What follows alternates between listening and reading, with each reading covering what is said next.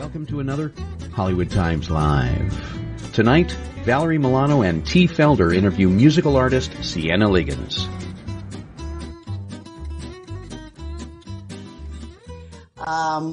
We have Siena Liggins here, performer, and Valerie and T are from the Hollywood Times. And so let's get started. T, if you want to start, that'd be great. Okay. Sorry, just before, are you going to publish this video? Or is It this depends on you. Usually we do on our YouTube channel. Oh, okay. Yeah, I didn't know that. Okay. No, I just wish I would have wore a better outfit and maybe a zit sticker on today, but it happens. Yeah, I don't have makeup or anything on either. So T looks amazing, but Really? It's a Monday. I'm just trying my best. I'm tired today. Well, it's nice to meet you both. Happy to be here. So how does it feel to be performing at the Dinah this year? I'm elated. I honestly cannot wait. My first time at the Dinah Shore. I've heard so much about it. I feel like it's gonna be my actual lesbian rite of passage. I'll finally be a full-grown lesbian, so it'll be super fun. I can't wait. Nice. So, what do you hope that the guests will take away from your performance? What are you going to bring to the table when you perform? I'm really hoping above all else that they enjoy the music and get to have some time having fun with each other, dancing and letting loose. But I hope that they all leave and want to put my songs on their party playlist and learn all the words and hope we get to connect further than just those few minutes I get on stage. Right. How did you get your start doing music? I don't come from a music family or really a music background. Nobody in my family is really in the arts. Everybody was an athlete. And so I kind of took a rebellious route and found music and fell in love with writing. And I had one uncle who had a recording set up in our basement, and he was a rapper, and so that just kind of sparked the interest for me, and it just took off. I got addicted. Got you. So you kind of were just recording in his studio, and it just shifted from there. He let me record one song, and he just basically was like, if you can write one song and it's not bad, I'll let you record it. And so I did. I went upstairs to my room and I wrote this song called Poppin', and you can find it nowhere. And I took it to school the next day, and my friends really liked it. And I think that I just loved the attention so much that I just couldn't stop after that. Got you. Okay, that's cool. How would you describe your music? Because I've listened to it. I like it, but how would you describe it?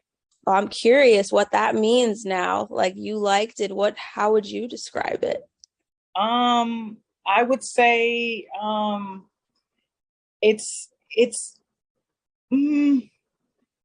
would say it's not R&B to me. It is sort of R&B and sort of pop, but it's I feel like it's an in-between. So that's why I kind of wanted to get a better understanding from your perspective. Because to me, it kind of weighs in between. Totally. Yeah, I think that's intentional too. When you listen to my music, you'll hear references and elements and inspirations from pop, R&B, hip hop, soul. I grew up, my parents were really, really young when they had me. And I grew up sort of bouncing between my parents, my grandparents, and my parents' team members and babysitters. And so I kind of just had a ton of musical influence of what was being played around me. And so, any given moment, I might have been listening to Janet Jackson, to Patti LaBelle, to Tupac, to 50 Cent, and so, or Britney Spears. So there's just a ton of influence on my taste. And I think that, naturally when I express myself, it comes out, and it just happens to be what I think is a very catchy marriage between a lot of different genres and styles. Yeah, because I was pulling a bit of soul there, but then I got the 90s R&B as well. So yeah, I have fun with that. I don't like to live under just like any one label, or, you know, I don't like to limit myself to what I can do. And I feel like being an artist is like the most freeing thing that you can do. And so any chance that I get, like I like to push boundaries. I like to have fun. I like to see how weird it can get. And I usually don't try to dial it back until somebody tells me I'm doing too much. Okay, that's great. You are part of the LGBTQI community. Have you faced like any setbacks being a lesbian woman in the music industry? I think that, you know, there is historically always going to be somewhat of a setback for people that live within margins. And that doesn't have to just be, you know, how I identify my sexuality or my gender, or, you know, there's tons of intersections that I have to live within every single day. And so naturally, sometimes it takes a little bit more work to make people understand why I belong in the space, or why it's important for people like me to exist. I know growing up, I didn't have a ton of references to look towards, or people to look up to that looked like me and sang like me and sounded like me and sang about what I sang about. And so definitely there are struggles, but I accept all of the challenges. Like, it's nothing I can't beat. If at the end of the day I can connect with fans, like, I'm doing a good job. Right. As far as your fans, do you see them more in the LGBTQ community, or is it like you have a variety of people that are listening to your music? Yeah, I think initially, like when people see, it's interesting because sometimes people will hear my music before they see me, and sometimes they'll see me before they hear my music. And I think sometimes, like at face value, of course, like when you see someone who looks like you, and, you know, you kind of naturally maybe want to root for them, or you want to, you know, check out what they're doing, and you end up falling in love. But at the same time, I have had, you know, instances where people found out who I was after they fell in love with the music. And so I have really been grateful and like blessed to be able to make the kind of music that connects with things that like we all go through. Like, we all want to be loved. We all want to love who we want to love, and we all want to be able to scream it at the top of our lungs. So I make songs about that. I make songs for people who feel that way. So it doesn't really matter who you are if you can relate. Right. Is there like any artists that you haven't worked with that you would really like to work with in the next like few years or so? Oh my goodness. Yeah, I mean, there's tons of artists. I mean, like at the top of my list, it probably looks like the same as everybody's top of their list. Like, I've been listening to Beyonce nonstop for like since she dropped Renaissance. And so that would be a dream, but I'm a little bit superstitious to tell you the rest of the list. Can we get like I'm a huge fan right now of Jazzy. She's amazing. She's an incredible songwriter, and somebody that I really look up to and feel like I can relate to a bit. And so I'll give you that one. That's somebody I want to work with in the next few years. Okay. Is there any like advice that you would give to up and coming artists?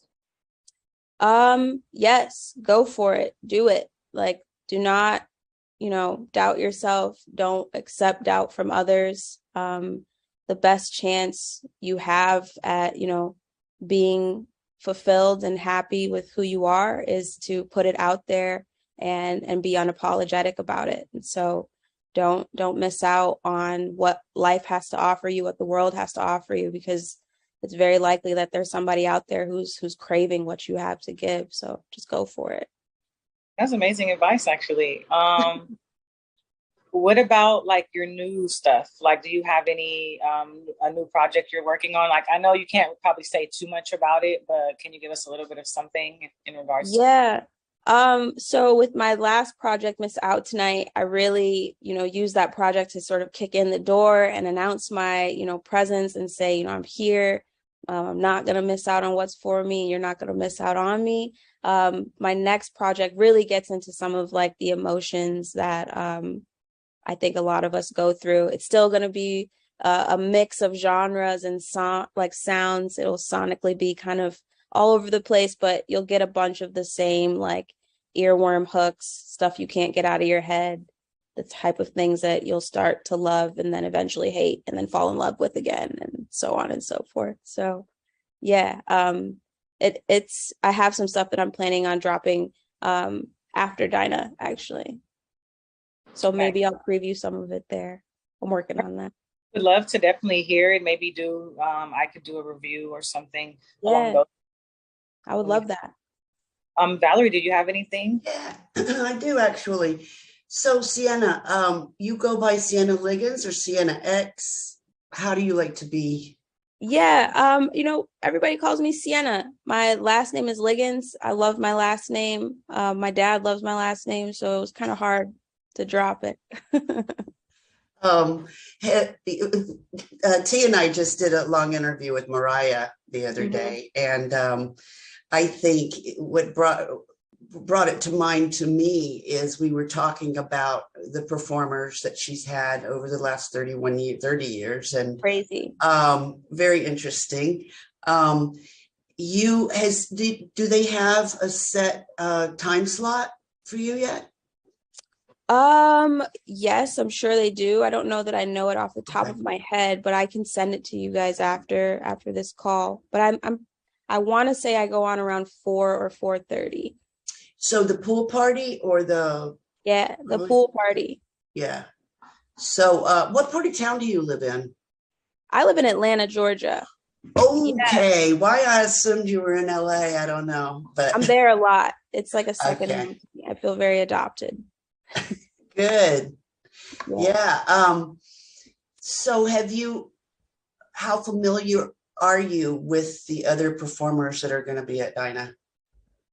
I know that Fletcher is performing, which is pretty exciting. I've been hip to Fletcher for a couple of years now. We've ended up on some of the same playlists and lists, throughout our times dropping. And so I'm excited to see that set and that performance. Out of all of them, I think that's the one I'm looking forward to most. Yeah, I'm excited. I have been covering Dinah for quite a few years, and I'm hoping that T can come and help me. We're very happy that you're able to take the time today, because a lot of the times in the past, what I found covering Dinah is that the writer reporter only can get you guys on the red carpet, and there's always so much happening.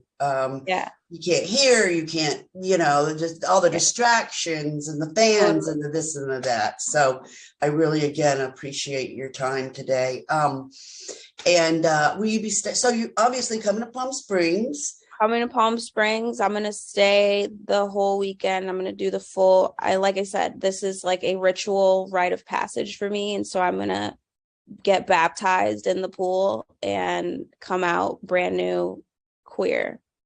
Love it. I can't wait to see you there and see what you think and all that. How did Mariah find you? Your manager or what? So I think initially when we pitched, or when Dinah pitched me, we just jumped on it. Like whenever my team brings anything to me, I always ask, like, do they have press? Because then I can just put them in contact with my PR. And I just try to always make a moment out of it. And so I think that's what happened is they got with my PR, we got with theirs, and there was some synergy. So again, I'm very grateful for this time. Thanks for having me. Lovely, lovely. I'm not sure I have much more tea. I think we got a good one.